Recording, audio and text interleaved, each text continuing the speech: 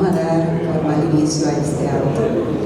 La Biblioteca Nacional Pedro Enrique Sureña se complace en darles la más cordial bienvenida a todos los presentes en esta sala Ida Cartagena Portalatín. Y vaya también nuestro saludo para todas las personas que se han conectado y digamos que también se conectarán a través de las plataformas digitales para participar de la conferencia que le traemos esta noche. Si me permiten, me gustaría agradecer la presencia de los señores directivos que nos acompañan en esta noche, de los invitados especiales, amigos todos de esta institución quienes nos honran con su presencia. Estimados amigos, en los últimos 15 meses la Biblioteca Nacional ha venido propiciando conferencias que muestran el sentido de universalidad en cuanto a los temas tratados: literatura, arte, historia, lingüística, ciencias sociales, salud mental y otros contenidos propios de nuestra cultura y la universal han sido tratados desde este podio. Sabemos que la alimentación y la salud son requisitos fundamentales y previos a toda actividad del ser humano sobre la tierra. En torno a estos asuntos gira la conferencia de hoy. Bien pueden ver, titulada Conflictos, hambrunas y enfermedad, para lo cual se encuentra aquí un experto en la materia. Nos referimos al doctor Roberto Fernández Castro, quien más adelante tomará la palabra. Me gustaría ahora ceder este podio al director de la Biblioteca Nacional, quien tiene a su cargo las palabras de salutación. Con todos nosotros, el escritor Rafael Peralta Romero. Buenas noches a todos. Bienvenidos a la Biblioteca Nacional. Gracias por aceptar nuestra invitación a la conferencia que ofrecerá el doctor Roberto Fernández de Castro esta noche. Les decía, licenciado Moni, se refería a la universalidad, a la integralidad de los temas que se han tratado en este salón, en este ciclo de conferencias. La alimentación y la salud no pueden ser ajenas a la cultura. No pueden ser, ya lo dijo un gran filósofo llamado Lidio Cadena, que el mal comido no piensa. Entonces, pensamiento tiene que ver con cultura y, por supuesto, la alimentación. La alimentación guarda proporción directa con la salud. Han dicho, ya se ha dicho que la salud empieza por la boca. Bueno, pero la salud, la falta de alimentación o la alimentación insuficiente para muchas personas, comunidades y pueblos es también causa de conflictos y ha provocado guerra. El agua, la comida, la tierra han sido fuentes de grandes conflictos en la humanidad. El doctor Fernández de Castro está enamorado de este tema y nosotros tendremos el privilegio de escucharlo esta noche porque él ofrece esta conferencia con gusto. A mí me llegó a través del doctor José Martínez Castillo la información de que el doctor Fernández de Castro quería desarrollar este tema aquí. Y con mucho gusto ofrecí este salón, que no es mío, sino de todos ustedes, y que yo tengo el privilegio en este momento de dirigir. Reitero la bienvenida a todos ustedes aquí y sé que todos vamos a disfrutar y aprovechar esta magnífica exposición. Gracias.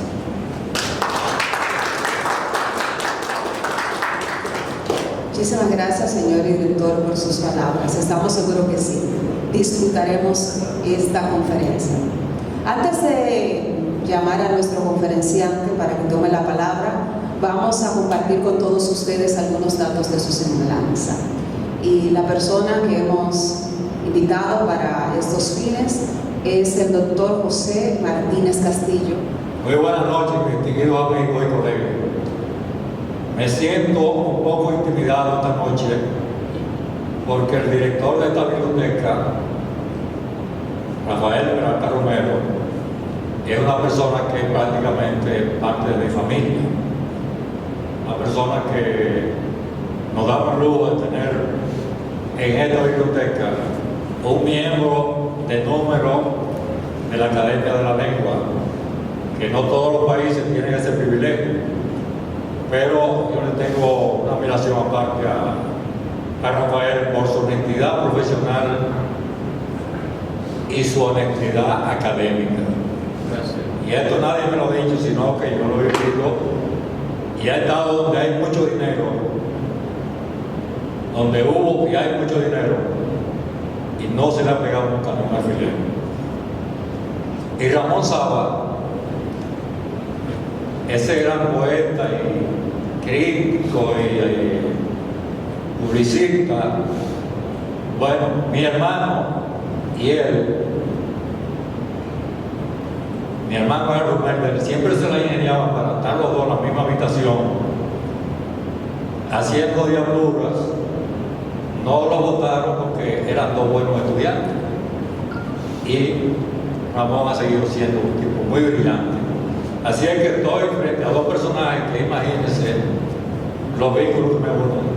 Y en cuanto al público, todos los que están aquí son amigos míos y colegas y gente que yo quiero mucho. José Enrique García, Ubi Rivas, José Miguel Gómez, psiquiatra que prestigia la clase media del país como psiquiatra, un psiquiatra que aterriza, porque José Miguel es de los psiquiatras que resuelven problemas. Y presentar a Roberto Manuel Fernández de Castro Intesano, para mí es una gran distinción, porque estamos frente a un todoterreno. Roberto no es un personaje cualquiera. Y obviamente aquí está Rosario, su esposa, que para seguir los pasos de la vida académica y de trabajo de Roberto, solamente una mujer de sus condiciones, donde el amor y las cosas se unen. Pero la vida de Roberto no ha sido fácil por el afán académico de él. Roberto se gradúa, nace en Santo Domingo. Le digo Tesano porque en la Guerra de Abril yo vi una mujer muy elegante, blanca, siempre llevando avituallamiento a los combatientes, y era nada más y nada menos que una tía de Roberto, Isabel Tesano, una mujer que la revolución no le ha dado los méritos que ella se merece. Roberto se gradúa de bachiller en el Colegio Dominicano, primero Juan Pablo Duarte, Colegio Dominicano. Sabemos que el 66 fue una época del movimiento renovador de la UAS que todos vivimos, y Roberto entra en la Facultad de Medicina en el 66, sale en el 75, graduado de doctor en medicina, cum laude, en una época donde los semestres duraban 10 meses. Pero Roberto inmediatamente coge el famoso cuello para el internado de la residencia de medicina interna. Inmediatamente ingresa ahí se ingresa por concurso riguroso.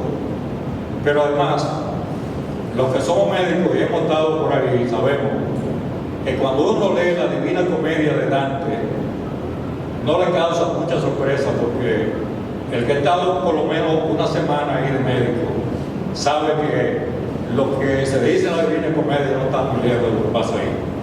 Pero este hombre termina ahí, inmediatamente coge hacia Venezuela, al Hospital Clínico de Venezuela, la Universidad Central de Venezuela, de la Venezuela Saudita, que Hugo Rivas recuerda muy bien, donde había unos prerequisitos para entrar muy fuertes. Muchos compañeros nuestros se fueron a Venezuela, no pudieron entrar, se quedaron trabajando, y a muchos le ha ido muy bien. Este hombre recibe un magíster de cardiólogo ahí, pero entonces sigue haciendo hemodinamia y cuidados intensivos. Los intensivistas estuvieron muy de moda con el COVID. Eso es medicina pura y dura. Pero este hombre termina ahí, entonces arranca para Minneapolis, donde la cardiología todavía, desde el punto de vista tecnológico, estaba en sus avances, y él maneja ahí una serie de equipos que aquí no habían llegado. Pero el hombre no se queda ahí. El hombre de ahí arranca para el Universitario de Puerto Rico, que es un centro que tiene los mismos niveles de los americanos. Entonces, termina ahí y entonces coge para el Gregorio Marañón de España, donde el que entra el Gregorio Marañón es la élite que entra ahí al Gregorio Marañón. Pero entonces el Gregorio Marañón hace así y coge para Brasil, para el samaritano de Brasil. O sea, que uno dice, bueno, pero ¿qué tanto lo que estudia este hombre? Regresa al país, entra por concurso al hospital Francisco Mocoso Cuello como jefe de cuidados intensivos en hemodinamia. Luego, en el Luis Aybar, es cardiólogo intervencionista, prácticamente un cofundador de lo que hoy se ganó, pero él a la vez director del Centro Médico Cardiológico Dominicano Secaldón. Él es el director. Entonces, de ahí este hombre también dirige el departamento de cardiología e intensivo del INDEC, el Instituto de Diabetes. Entonces, de ahí vamos a decir la parte, vamos a decir, académica de Roberto, parte de maestro. Entra a ser profesor de fisiología y fisiopatología. Los que somos médicos sabemos que eso de lejos a uno le sale huyendo. Es profesor de UNIBE, de cardiología, es profesor de posgrado de la UAS, luego al Instituto de Cardiología Dominicano, ocupa prácticamente todas las posiciones, jefe de hemodinamia, jefe intensivista, y entonces todo lo puede.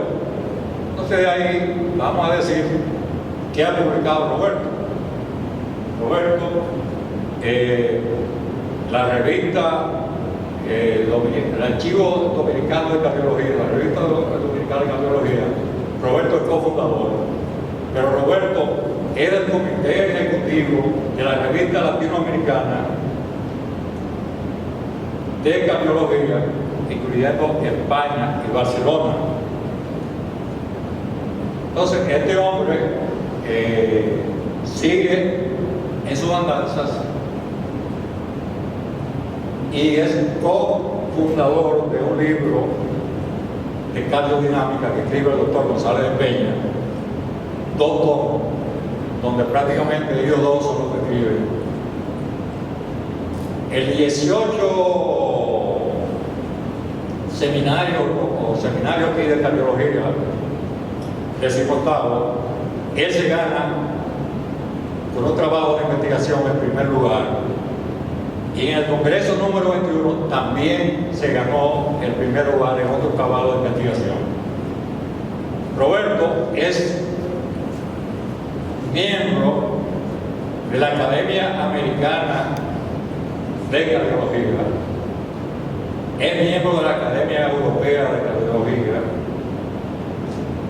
es miembro de la Academia, ha sido conferencista invitado por el Departamento de Cardiología del Corazón de los Estados Unidos, es miembro de la Academia de Ciencia de Nueva York, miembro de la Academia de Ciencia de Nueva York. Estamos hablando de un todoterreno, porque los que somos médicos sabemos lo difícil que son esas instituciones norteamericanas para penetrar. Pero además, cuando no teníamos los avances que teníamos hoy, cuando aquí se llevaban pacientes al Cleveland Clinic, lo llevaba el doctor Aníbal Vidal, la mayoría de gente muy rica,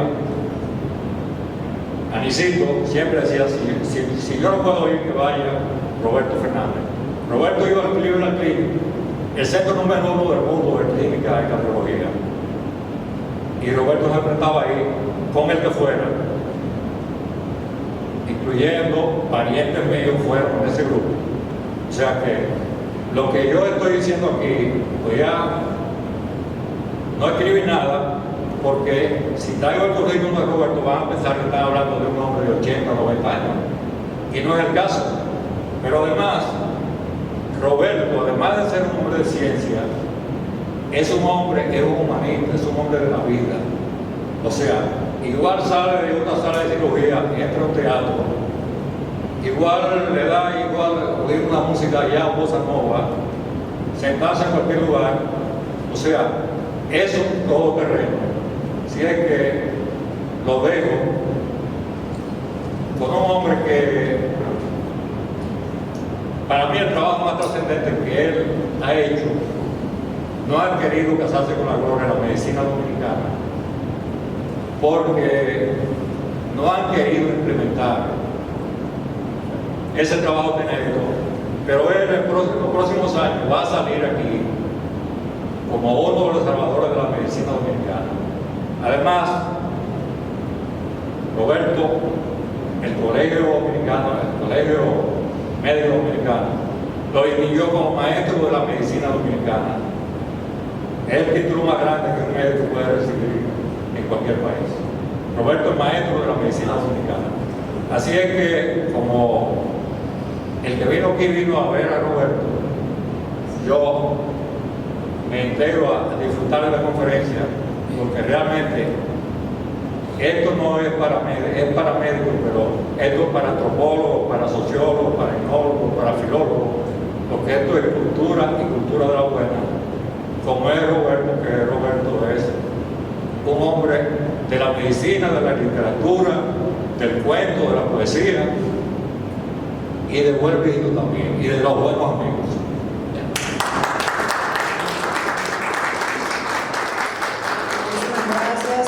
Martínez por compartir con nosotros un poco sobre la vida del doctor. Sin lugar a dudas nos encontramos frente a una eminencia, así que sin más cedemos este podio a nuestro conferenciante invitado, el doctor Roberto Fernández de Castro. Muy buenas noches, distinguido público, queridos amigos. Me siento sumamente complacido, contento y honrado de estar en este lugar de cultura, la Biblioteca Nacional Pedro Enrique Ureña. Quiero agradecer en primer término a la gentileza del licenciado Romero Peralta y al licenciado Ramón Saba por hacer posible mi presencia en esta sala de cultura.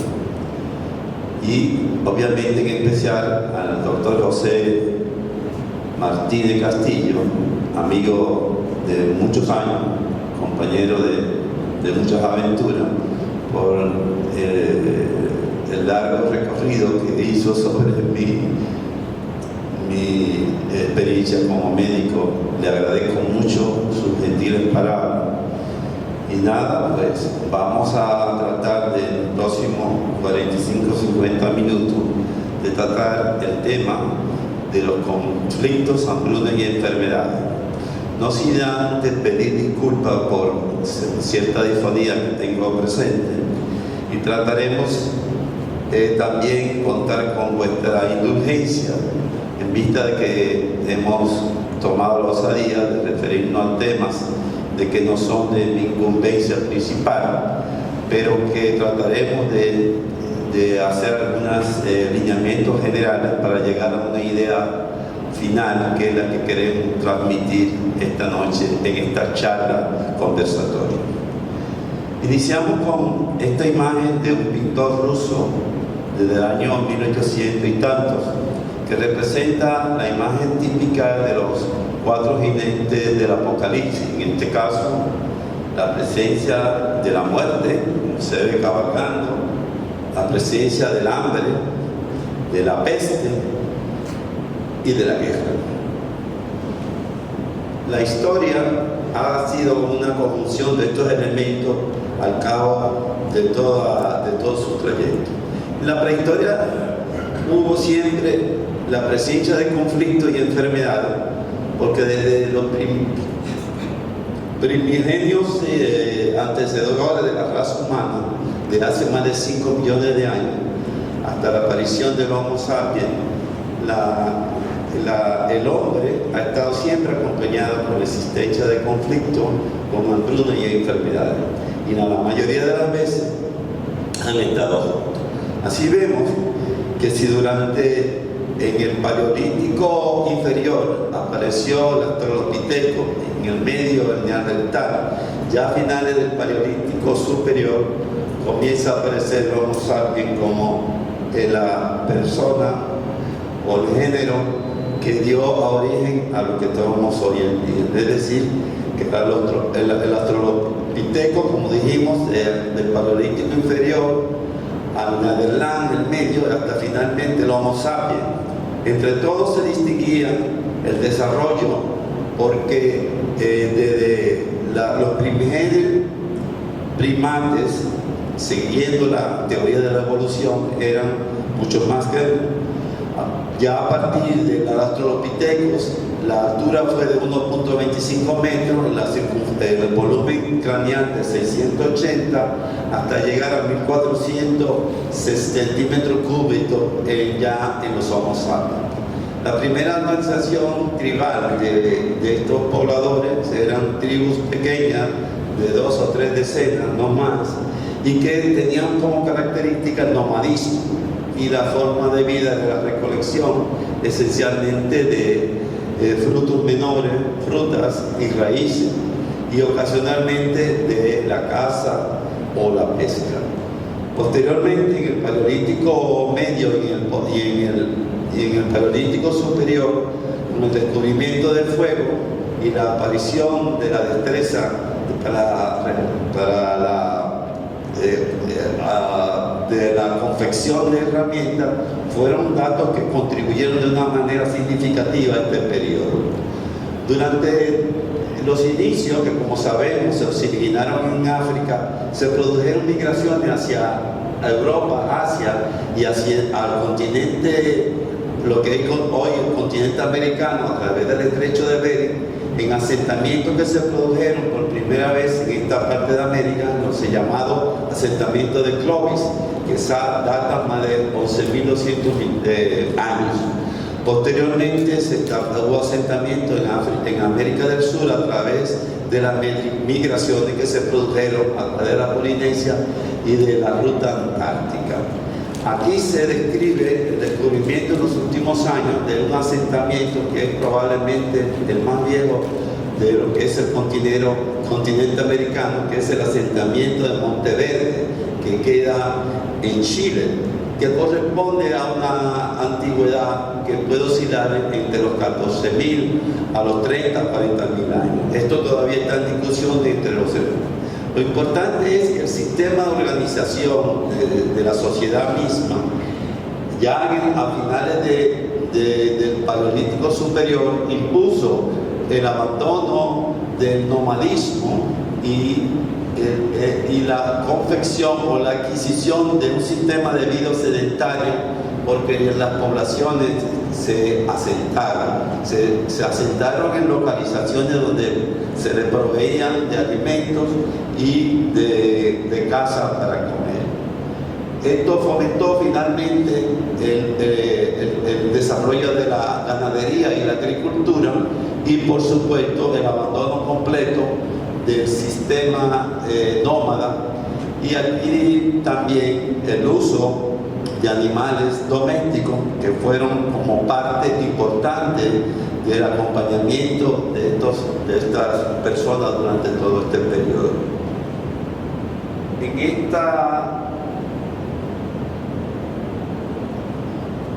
Posteriormente, uno de los simios descubre que los huesos son más que basura, De 2001, Odisea del Espacio, está por lo que en posteriores enfrentamientos por la privatización del agua los usan. Pero golpeando pegan tan fuerte que nos mandan al futuro, un futuro con viajes en el espacio y música clásica. Stanley Kubrick en el año 1968 hizo esta obra maestra, donde puso en evidencia el grado de proyección que tenía y representó muy bien lo que eran los primeros activos de los conflictos en los órdenes más primitivos. En los asentamientos que fueron descubriéndose en el transcurso de la humanidad, esto corresponde a un enterramiento, en un pueblo polaco que se llama Košice, que donde se encontraron que el grupo de 30 personas, a través de los estudios de paleogenética, de paleopatología y de arqueología y el uso del ADN, se logró estimar la antigüedad de este enterramiento, que databa más de 3.000 años, y se comprobó que estos eran referentes de familias que tenían lazos de consanguinidad y que tenían lesiones traumáticas importantes en huesos del cerebro y huesos largos, lo que evidencia que había una acción violenta, conflictiva, y que lo que no sabíamos explicar, no se sabía explicar por qué la mayoría de estas personas eran niños y mujeres. Es decir, que en las enfermedades en el mundo precolombino fueron muy frecuentes y hay datos evidentes a través de los hallazgos en las momias, por ejemplo, en el antiguo Egipto, donde se conservan perfectamente bien las lesiones de enfermedades como la tuberculosis, que eran capaces de destruir los cuerpos vertebrales como de los órganos internos. Igualmente en el antiguo Egipto, hacia los años 1550, usaban el pan con hongo, el pan mojoso, como se le llama, para tratar muchísimas dolencias. No se sabía por qué el uso de este pan tenía propiedades medicinales, sino fue hasta que Alexander Fleming, casi 5 siglos después, descubrió la penicilina, y fue el gran inicio de la gran revolución de la medicina en el campo de la medicina del tratamiento de las enfermedades infecciosas, porque a partir de ahí se le dio un giro total a lo que eran estas enfermedades en la humanidad, de la peste bubónica. Pero al mismo tiempo, otros enterramientos encontrados en otras zonas demostraron hallazgos de utensilios que fueron utilizados para trepanar cráneos, y se encontraron al mismo tiempo cráneos que tenían orificios producto de estos trepanadores con callo óseo alrededor. Esto evidenciaba que había una intención ya desde etapas muy antiguas de tratar enfermedades a través de estos dispositivos, y que había también un resultado de sobrevivencia a estas intervenciones, porque se demostraba la existencia de callo óseo que solamente se ve en personas que están vivas. En el transcurso de la humanidad han habido muchas epidemias y muchas pandemias en toda la historia. Esta es una diapositiva muy cargada. Señalaremos las más importantes. Me voy a mover un poco. Quizás de las más importantes tengamos la peste negra, que azotó a las poblaciones en los años 1347 al 50, que mató cerca de 200 millones de personas en todo lo que hoy es. ¿Perdón? Si puede. Que arrebató. Sí.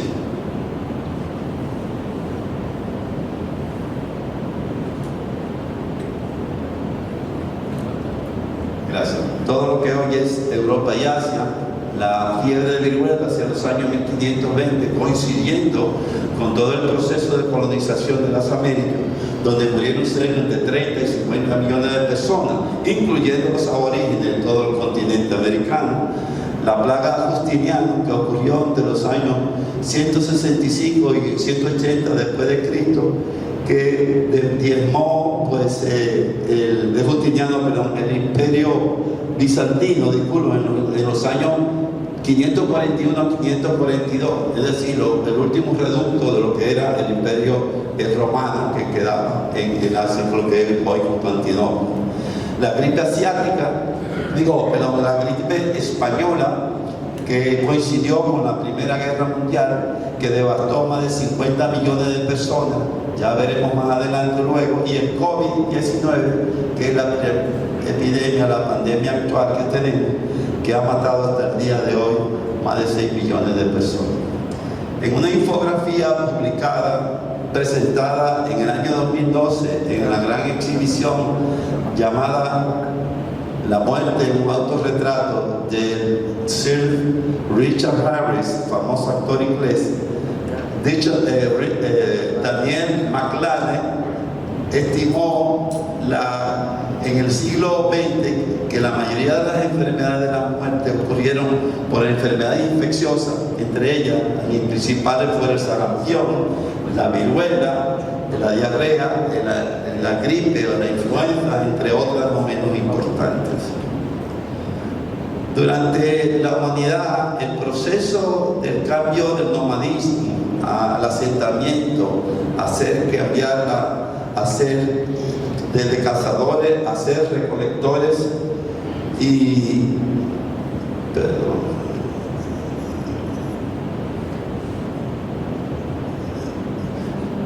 ahora, ¿cómo lo subo? ¿Quién me ayuda?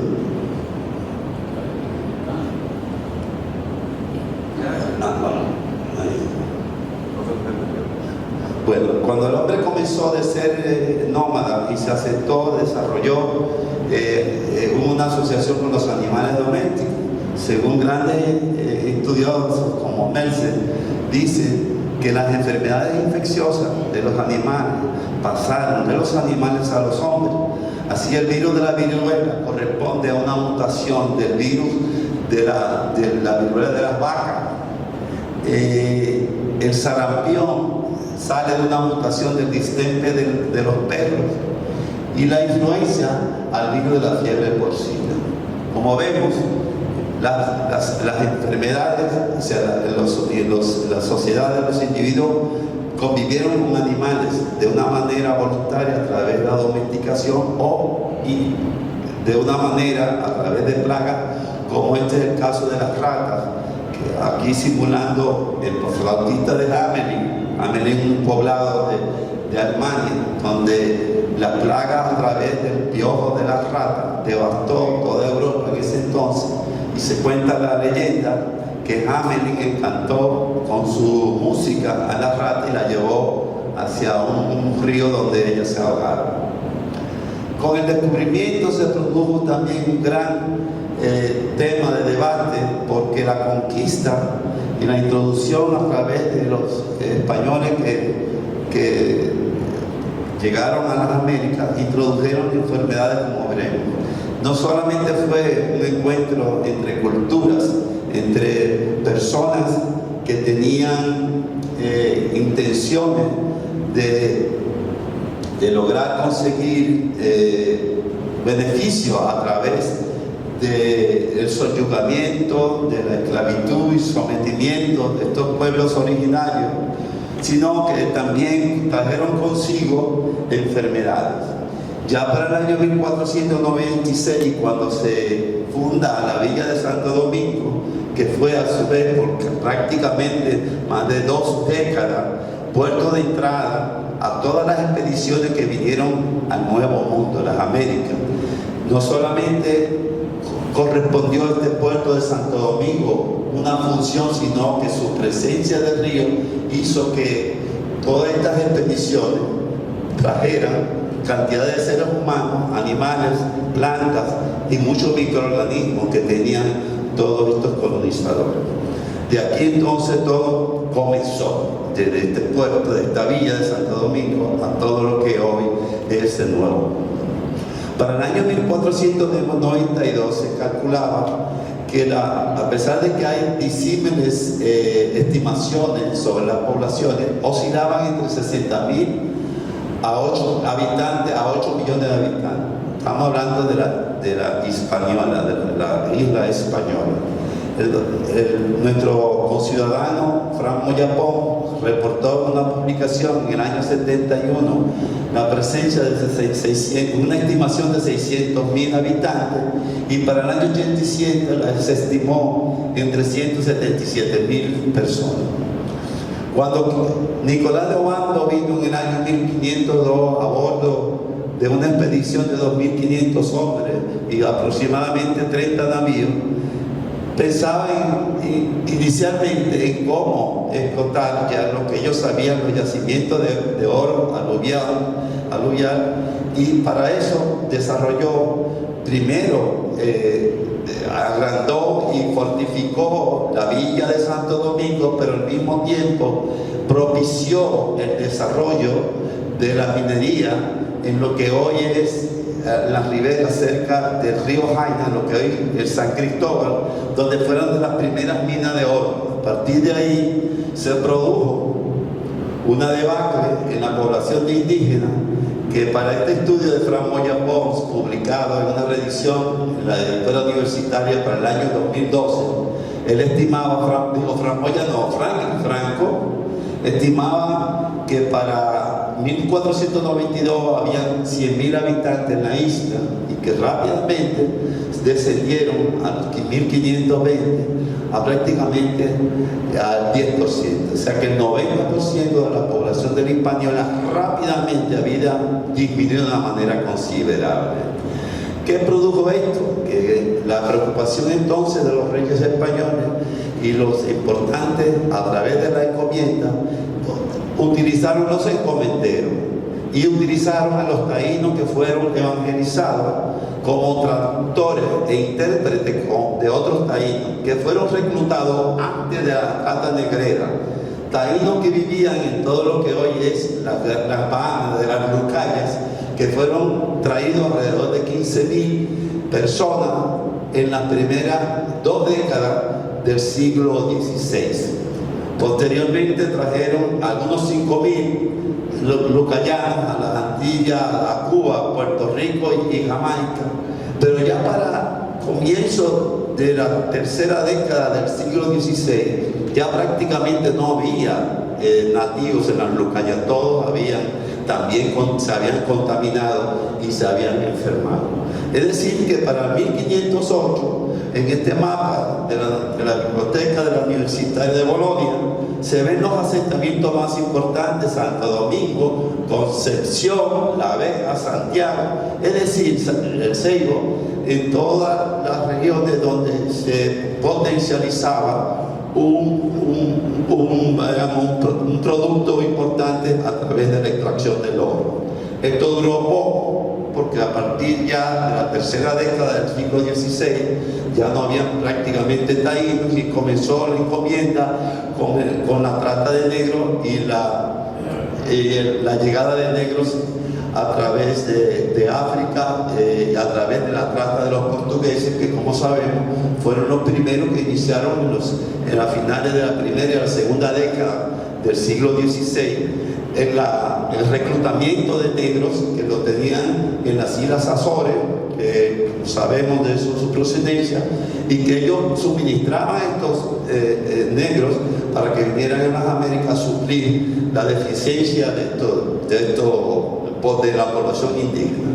Es decir, que durante la conquista y la colonización del Nuevo Mundo, no solamente los indios o los aborígenes murieron por las confrontaciones, por los conflictos, por la guerra, ni por el sistema de esclavización, sino por las enfermedades. Y ya se calcula que en las primeras 2 décadas el porcentaje de muertes por gripe, es decir, la influenza y la viruela y el sarampión, prácticamente habían diezmado la población, más del 60-70% de la población aborigen del Caribe insular, casi por completo, ya a finales de la década de los 40, de los 50. Bartolomé de la Casa propone o dice en sus documentaciones que en la Hispaniola murieron en 50 años, del 42 a 1542, entre 1.1 a 3 millones de muertos. Una cifra que todos sabemos que está totalmente magnificada.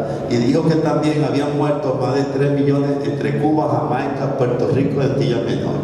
En todas maneras, lo que importa es decir que prácticamente la población indígena aborigen desapareció prácticamente por completo de todo lo que es el continente americano. ¿Qué lugar es este que es el Narco junto con Honduras?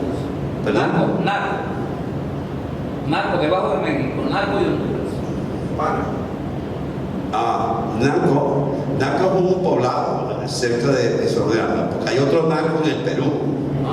¿Tú me entiendes? Y la causa más importante de la gran mortalidad eran estas enfermedades infecciosas, y entre ellas la más importante quizás fue la viruela.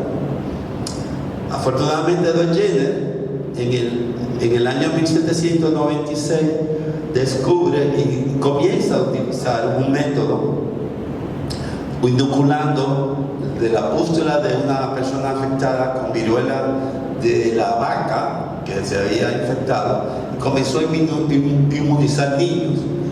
Y esto fue un método diferente a lo que anteriormente se usaba, lo que se llamó la variolocización.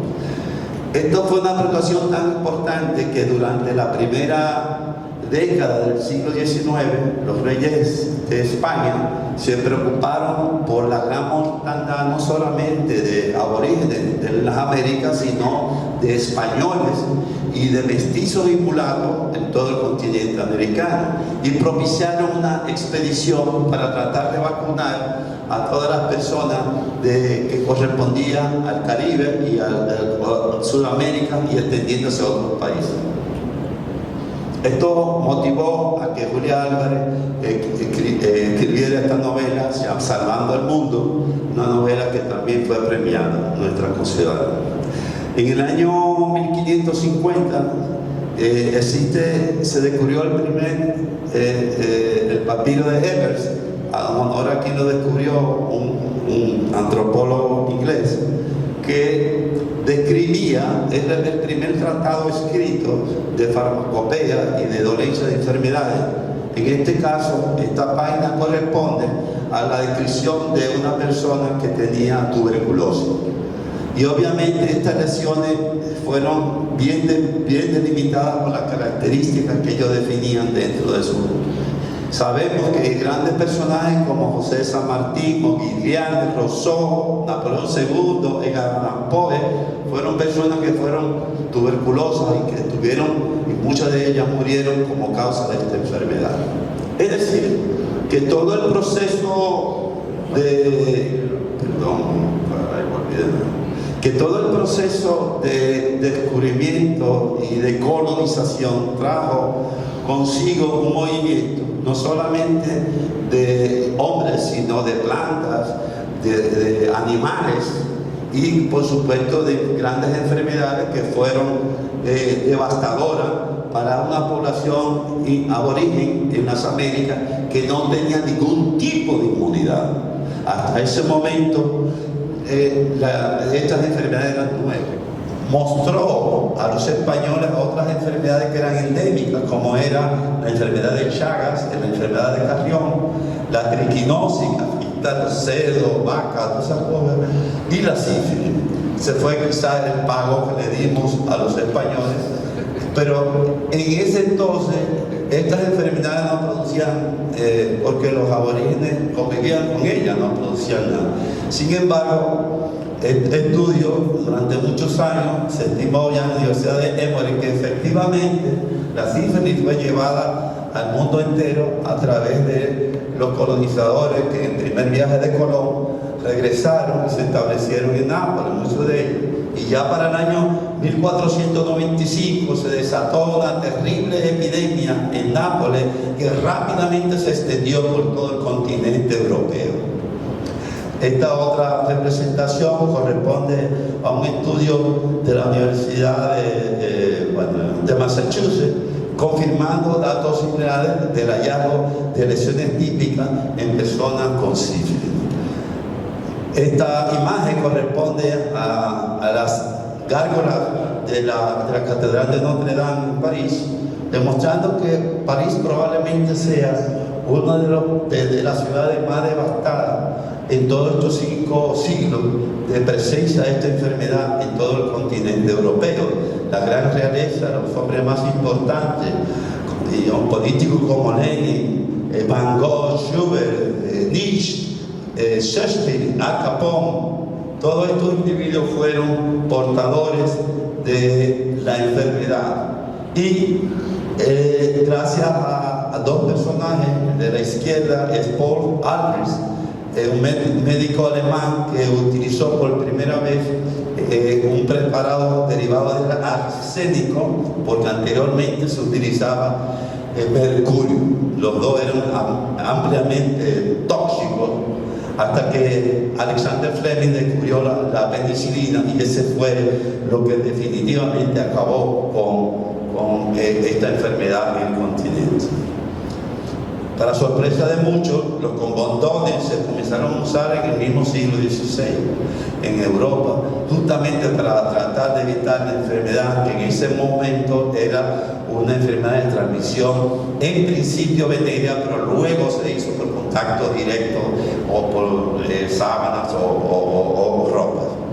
Ahora, probablemente la pandemia más importante del siglo XX fue la gripe española, mal llamada gripe española, porque originalmente esta enfermedad se originó de la influencia en unos destacamentos, unos regimientos en Texas en el año 1917, y justamente al participar los soldados norteamericanos en la Primera Guerra Mundial, al llegar a España, que es su primer puerta de entrada, estos soldados que fueron embarcados, como se ve, en buques atestados, hacinados, rápidamente al llegar produjeron un gran contagio y una gran diseminación en España y posteriormente a todo el continente europeo.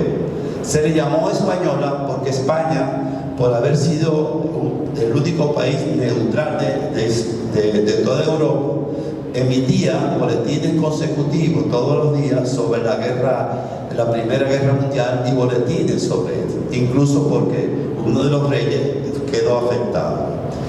En esta gráfica representamos un estudio, una cartografía del señor Álvaro Merino, publicada en el año 2020, donde se representaron o se representan las enfermedades. Todas son enfermedades infecciosas, a propósito, todas son enfermedades infecciosas las que vemos, exceptuando la que se produjo a partir del año 1981, que es el SIDA. El SIDA, que ha matado a más de 30 millones de personas. Pero ya sabemos que la gripe española es la que más ha matado, la peste.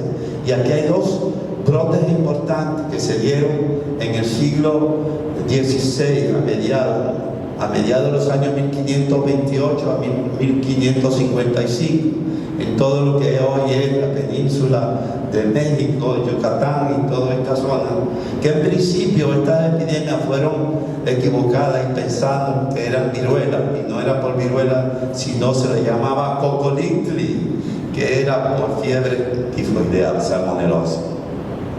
Es decir, ahora tenemos el asunto de las hambrunas. En la infografía de Mandane dice que en el siglo XX se produjeron 101 millones a causa de muertes por hambrunas, entre las cuales las más importantes se relacionaron a las muertes ocurridas en China, esencialmente durante las guerras civiles, y también sobre el proceso en los años 58-62, cuando Mao hizo la gran caminata, murieron más de 30 millones de personas. Anteriormente habían muerto 5, en la Unión Soviética 9 millones, esto es una cifra subvaluada, ya veremos por qué, Corea del Norte, etc. Sabemos que en el siglo XIX se murieron, o se dice que se murieron más de 40 millones de personas en la India. y que durante la Primera y la Segunda Guerra Mundial, durante el sitio de Leningrado y de Moscú, murieron aproximadamente 2 a 3 millones de personas. Pero ya en los años 30, luego de las modificaciones sometidas a través de la colectivización agrícola por Stalin, en lo que hoy es el territorio de Ucrania, donde la producción de granos, de cereales, fueron desviadas hacia las capitales, las grandes ciudades, produjo una gran hambruna que mató a millones de personas. Es decir, esto corresponde a lo que se reportaba en la India, en todo lo que es considerado como el Holodomor, que es la muerte por hambre en los años 30, que se hablaba de la Unión Soviética, pero que hoy corresponde al territorio que hoy es Ucrania. De igual manera, durante la China, en China murieron cerca de 40 millones en los años 50, 60, y fue el señor Lin Pei que logró producir un arroz híbrido que logró multiplicar, triplicar, cuatriplicar la producción de arroz, y esto fue lo que pudo atenuar el hambre en la China. En el año 1970, en Etiopía, murieron más de 10 millones de personas, de niños, como consecuencia de esto. Y más tarde en Corea del Norte, que murieron más de 3 millones, por igual en Somalia, en África subsahariana. Aquí representa esta diapositiva, se dice que alrededor de 1.2 millones de rusos murieron durante los 872 días de sitio de Leningrado, y que durante ese tiempo se practicó la antropofagia para sobrevivir a la falta de alimento. Esta es la imagen de Etiopía, de la famosa fotografía donde un buitre espera que el niño termine de morir para devorarlo. Es una fotografía que le ha dado.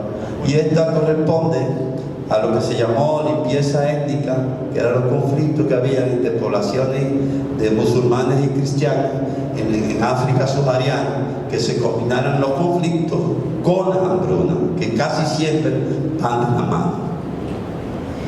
Conflictos después de la etapa colombina. El doctor Victor Leitenberg de la Universidad de Cornell calculó que en el siglo XX murieron 231 millones de personas víctimas de guerras o conflictos armados. Hay mucha variación dependiendo de los autores en cuanto a la relación de los muertos en toda esta conflagración. Para Eddie Rausman fueron 887 millones, que correspondían al 10% de la población total en ese momento, en los años 1918, y McCandless, que reportó 131 millones. Y aquí se representa lo que fueron la Primera y la Segunda Guerra Mundial, que fueron los eventos más importantes que mataron todas estas personas. Después, la guerra de Corea, la guerra de Vietnam, la guerra de Irán, Irak, la guerra de Afganistán, el conflicto de la Revolución Mexicana y, por supuesto, las muertes ocurridas durante guerras y conflictos civiles. Esta diapositiva representa la acumulación de toda la guerra producida en 6 siglos por Max Rose de los años 1400 a 2000. Como se ve, había digamos que en los primeros siglos se produjo un nivel de conflictos armados hasta que se produjeron los grandes conflictos que mataron más personas, como se ve aquí, la Primera y la Segunda Guerra Mundial, aquí la guerra de los 30 años, como la guerra, todas las otras conflagraciones menores en todos estos países. Esta es una fotografía de la Primera Guerra Mundial, el ejército soviético, y esta es la segunda, con la toma de Berlín, en la representación de la guerra de Corea. Esta fotografía que le dio la vuelta al mundo muchas veces, de la niña quemada por la paz en los bombardeos en Bien Piu. Esa señora, esa niña que hoy es una abuela de 80 y pico de años, sobrevive después de haber tenido más del 60% de quemadura. Esta imagen también corresponde a la guerra de Irak, que por motivo de existencia de armamento de destrucción masiva justificaron a Naciones Unidas un bombardeo inmisericordia, como ocurrió también en Libia, como ocurrió en Siria, como ha ocurrido en Yemen y otros países, donde no solamente es el problema del territorio y el acceso al agua o los conflictos que se puedan derivar, sino también hay intereses económicos importantes. Una de las demostraciones más claras ha sido la guerra de Afganistán, que durante decenas de años ha ocupado más de 4 imperios y todavía seguimos con ella. Es decir, que la guerra proporciona el mejor caldo de cultivo también para que las enfermedades se propaguen y para que las hambrunas ocurran. Y si vamos a señalar lo que ha ocurrido en la historia de la humanidad, en lo que ha sido en los hemisferios, sabemos que la ocurrencia cuando se representa de todos los conflictos armados, el 90%, casi el 90%, ocurrió o ha ocurrido en el hemisferio norte, que incluye Europa, Asia y África. No así en la parte, claro, menor, que es la parte correspondiente al Nuevo Mundo. Es decir, que el siglo XX se caracterizó por ser el siglo más violento de la historia de la humanidad. Ocurrieron 2 guerras mundiales, ocurrieron guerras civiles y conflictos armados en prácticamente todos los continentes. Representó el fin de 7 imperios, señores. El austrohúngaro en el año 14, el ruso en el 17, el alemán en el 18, el otomano en el 22, el británico en el 49, el francés en el 62 y el portugués en el año 75. Ese fue el fin completo de todos estos imperios. Pero al mismo tiempo fue el siglo donde el sistema capitalista se desarrolló. Hubo un gran crecimiento económico, la globalización se fue como orden nuevo, el neoliberalismo, la aparición del internet y el inicio del uso de la inteligencia artificial. Al mismo tiempo se aumentaron las desigualdades sociales y la distribución de la riqueza, con mayor inequidad y aumento del colonialismo económico. Estos son datos de diferentes autores. Y la gran desgracia nueva, la invasión de Rusia a Ucrania, que ha traído como consecuencia un gran problema. Y la gran preocupación, que si será esto el inicio de la Tercera Guerra Mundial, y será esto el inicio de una nueva conflagración atómica, nuclear. Pero independientemente de las preocupaciones, se esconde por debajo otro problema aún más grande, que como consecuencia de esta guerra, la producción de alimentos se ha reducido de una manera importante en el mundo. En la actualidad, Rusia y Ucrania no están produciendo apenas 60 al 70%. Es decir, que hay una reducción del 30 al 35% y en Ucrania casi el 50-60%. Producción, ahora exportación prácticamente nada. Países como la China, que produce también grano, o como la India, han disminuido su producción al 30%, lo que quiere decir que lo que nos avecina es un desabastecimiento importante en el mundo entero y probablemente muchos países van a sucumbir de hambrunas terribles. Ya no sabemos finalmente a quién vamos a tratar, si a la gripe aviar, a la peste porcina, a la vaca loca, al murciélago o al mono. Pues ya los médicos dicen, casi nos estamos convirtiendo en vez de médicos veterinarios. Ahora, hay otro grupo de enfermedades que comenzaron a aparecer a mitad del siglo XX. A raíz del gran desarrollo económico, de la mejoría de las condiciones de vida, de la mejoría de las condiciones de salud, de las condiciones de higiene en el mundo entero, porque anteriormente a esa fecha, de la Segunda Guerra Mundial, usted se asombra que palacios en toda Europa no tenían baños. Las habitaciones no habían lugares con baños. O sea, los excrementos y los fluidos humanos eran tirados a través de ventanas hacia afuera de los palacios. Imagínense ustedes cómo hasta mediados del siglo XX las condiciones sanitarias eran deplorables. Por eso era que había tantas muertes y tantas pandemias, porque también los animales convivían con el hombre, pero tampoco habían condiciones de higiene. Los reyes no se bañaban, menos los súbditos, y cuando se bañaba uno, habían 20 que estaban esperando en la escala de valores, y ya ustedes saben lo que esto significaba para todo el mundo. Pues el desarrollo económico, incluyendo nuestro país, ha traído como consecuencia la adopción de una serie de hábitos de consumo diferentes al que teníamos.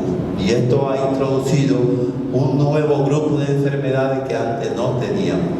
Y estas son resultados, ante todo, de hábitos inadecuados, donde el sedentarismo es una de las condiciones que más afecta a la condición humana, porque propicia la obesidad y el deterioro de las funciones, y el adoptar hábitos de consumo de comida rápida como consecuencia del desarrollo de la industria de los alimentos, utilizando alimentos con alto contenido de azúcares, de sales y de aceite de mala calidad, lo que llamamos veneno para el corazón. Todo simbolizado aquí en esta representación del típico representante de las nuevas enfermedades relacionadas con el estilo de vida, donde hay una persona obesa con hábitos terribles como el fumar, el beber en exceso, el sedentarismo, que obviamente hace que nos preocupemos. Esta es una imagen preocupante de adolescentes, niños o jóvenes de muy temprana edad en hora de escuela tomando cerveza en uno de los tantos colmadores de nuestra ciudad capital. Y esto significativamente va a terminar mal. O termina con la muerte o termina con la presentación de una enfermedad catastrófica que tiene una implicación de una carga económica importante, demasiado importante para los individuos, para las familias, para los gobiernos y para los estados. Nadie aguanta eso. Y esto es porque estas enfermedades cardiovasculares, cerebrovasculares y metabólicas son universales. Están en el mundo entero, independientemente de la condición social, de la condición religiosa, independencia. Son las únicas enfermedades verdaderamente democráticas. Afectan a todos por igual. Si revisamos las principales 10 causas de muerte en el mundo, según los datos de la oficina de la OMS para el 2015, se ve claramente que las enfermedades isquémicas, la cardiopatía isquémica, que es el infarto, ¿no?, los accidentes cerebrovasculares, los derrames, la diabetes mellitus y el Alzheimer, si sumamos estas enfermedades, da una mortalidad muy por encima de la suma del total de las otras enfermedades, incluyendo los accidentes de tráfico, incluyendo la mortalidad materna infantil, incluyendo los cánceres y la muerte de violencia. Para el año 2021, el Departamento de Estado publicó este estudio, este survey, realizado por el Instituto Nacional de Harvard de Estados Unidos, demostró que, contrario a lo que se pensaba, que la mortalidad y la prevalencia de enfermedades en los Estados Unidos había seguido descendiendo, aumentó desde un año a otro. Así vemos que las enfermedades cardiovasculares sobrepasan por mucho el cáncer, igualmente que los accidentes cerebrovasculares como el Alzheimer y la diabetes. Es decir, que lo que teníamos anteriormente, que era un descenso, en los últimos 100 años, digamos, las enfermedades cardioneurometabólicas en los Estados Unidos fueron descendiendo hasta hace 20 años, cuando sucedió un fenómeno y es la presencia de la obesidad. Desde finales del siglo pasado, desde los años 80, aparece la obesidad como una pandemia, la terrible pandemia invisible del siglo XX. Yo no sé cómo la Organización Mundial de la Salud se atreve a decir que es invisible, porque nadie con ese fundillo puede estar invisible. Lo cierto es que esto tiene una importancia extraordinaria, porque cada vez teniendo una sociedad más sedentaria, donde no se hace ningún tipo de ejercicio, el consumo excesivo de grasa a través de los azúcares y además del consumo alto elevado de sal, hace que más de 2.8 millones de personas mueran cada año producto de la obesidad. Pero al mismo tiempo, en los últimos 25 años, se ha casi cuatriplicado la proporción de obesos en el mundo. Es decir, que estamos ante un problema que ha traído como consecuencia el incremento de la frecuencia de las otras enfermedades, como veremos. Cuando se hacen las proyecciones de qué es lo que va a ser la obesidad en Estados Unidos y México y otros países, lamentablemente el panorama es muy desolador, porque en vez de mostrar un decremento de estas enfermedades, lo que se propicia es un incremento. República Dominicana probablemente compite casi con México en la cantidad de obesos y sobrepeso en nuestro país. Es un problema muy grave, sumamente grave. Y esto se agrava aún más por la problemática de la obesidad y el sobrepeso en la población infantil. Cada día tenemos más niños obesos, más niños que están en sobrepeso, que van a tener una expectativa de vida, una esperanza de vida reducida, que va a oscilar entre 5 y 20 años. Es decir, que muchos de estos niños van a morir antes de votar o antes de tener posibilidad de formar familia, o van a desarrollar la enfermedad antes de tener un adulto. Lo que quiere decir que estas enfermedades cardioneurometabólicas son una verdadera pandemia. ¿Por qué razón? Porque la enfermedad cardiovascular, la hipertensión, el infarto, la insuficiencia cardíaca y las arritmias cada día son más frecuentes. Ya veremos por qué, ya casi estamos en la parte final. La enfermedad cerebrovascular a través de la trombosis, la isquemia, la embolia, la hemorragia, el llamado derrame cerebral, y la enfermedad de Alzheimer dominan todo el componente neurológico, y las enfermedades metabólicas, con la diabetes, la obesidad y la dislipidemia, son el otro gran grupo de enfermedades cardio-neurometabólicas que tienen iguales factores de riesgo, relacionados todos con estilo de vida inadecuado, pero que afortunadamente tienen estrategias comunes, lo que quiere decir que pueden ser evitables en más de un 80%. En República Dominicana, la primera causa de muerte son las enfermedades cardiovasculares, primera causa de hospitalizaciones, hay 32% de hipertensos, la primera causa de mortalidad y de invalidez por accidentes cerebrovasculares. Como dijimos, 60% de la población está en sobrepeso o obesa, hay 21% de hipercolesterolémicos, hay 13.5% de diabéticos e hiperglicémico, y el 60% de la población dominicana no hace ningún tipo de ejercicio. Es decir, que estamos muy feos para la foto. ¿Qué hacer? ¿Qué hacer?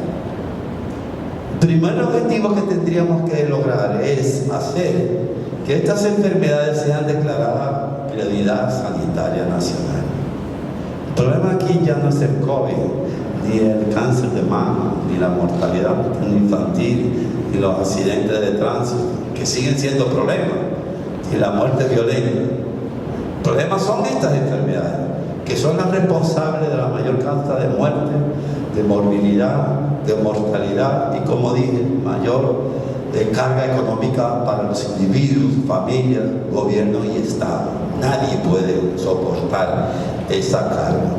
Y esto puede evitarse si se aplica un programa nacional de educación, de promoción, de salud y prevención de estas enfermedades cardioneurometabólicas. Para esto tenemos que modificar a través de objetivos educativos, cambiar los estilos de vida, hacer que las autoridades sanitarias cambien de paradigma de salud, desde una medicina atrasada, que es la medicina, lo que llamamos curativa, a una medicina de salud, de promoción de salud y prevención. Sin eso no se va a lograr nada. Y obviamente hay que, a través de la educación y de promover hábitos de higiene, educación cívica, ciudadana, educación vial, respeto al medio ambiente, una cantidad de cosas que hay que hacer. Hay que establecer unas estrategias de educación dirigidas a toda la población para lograr esos objetivos. Y hay que entrenar los recursos humanos necesarios para poder hacer esta tarea, que es una verdadera cruzada. No es una tarea de un solo gobierno. Si la sociedad civil, si el Estado no se compromete completamente en todas sus instancias a formar parte de este programa, no hay posibilidad alguna de salir adelante. Y obviamente hay que desarrollar el altruismo proactivo para que la gente entienda que es importante contribuir a la mejoría de las condiciones de salud de nuestros pobladores.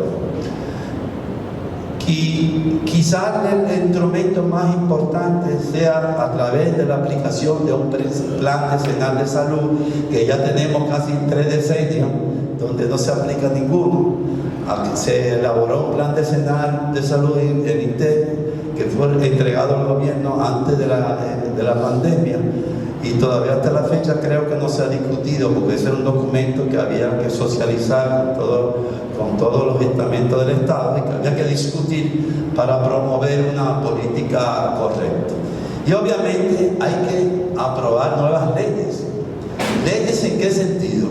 Leyes dirigidas a grabar el alcohol, el tabaco, las bebidas azucaradas y energéticas y los productos comestibles de alto contenido en sal y grasas malas, con la finalidad de reunir, de conseguir fondos que puedan ser utilizados en estos programas que tenemos adelante.